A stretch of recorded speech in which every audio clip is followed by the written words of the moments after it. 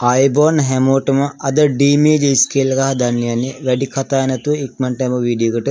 Video එක අවසන් වෙනකන් රැඳිලා ඉන්න.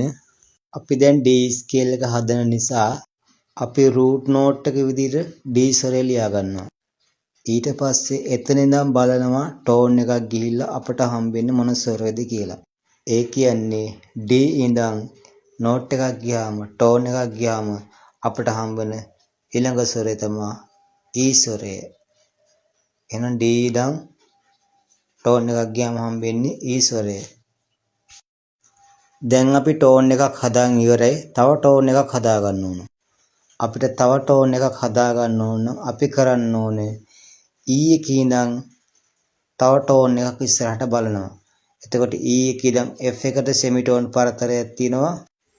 F එකේ ඉඳන් F sharp එකට සෙමිටෝන් පරතරයක්. ඒ කියන්නේ E එකේ ඉඳන් F sharp එකට ටෝන් එකක පරතරයක් තියෙනවා. දැන් අපි ටෝන් දෙකක් හදාගෙන ඉවරයි. ඊළඟට හදා ගන්න තියෙන්නේ සෙමිටෝන් එකක්. ඔයාලා දන්නවා සෙමිටෝන් එක කියන්නේ ළඟම තියෙන ස්වරය. ඒ කියන්නේ F sharp ඉඳන් G එකට සෙමිටෝන් එකයි. එහෙනම් මේක සෙමිටෝන් එක වෙන්නේ G ස්වරය. තව හදා ගන්න ඕන ටෝන් 3යි සෙමිටෝන් එකකුයි. එහෙනම් බලමු ඉක්මනටම ටෝන් 3 මොකක්ද කියලා. G ඉඳන් A ට ටෝන් එකයි, A ඉඳන් B ට ටෝන් එකයි, B ඉඳන් C sharp ට ටෝන් එකයි, C sharp එකේ ඉඳන් D එකට ළඟම තියෙන ස්වරය සෙමිටෝන් එකයි. අපි දන්නවා දැන් මේජර් ස්කේල් එකක් හදන රටාව. ඒ තමයි tone, tone, semitone, tone, tone, semitone. මේක හොඳට මතක තියාගන්න.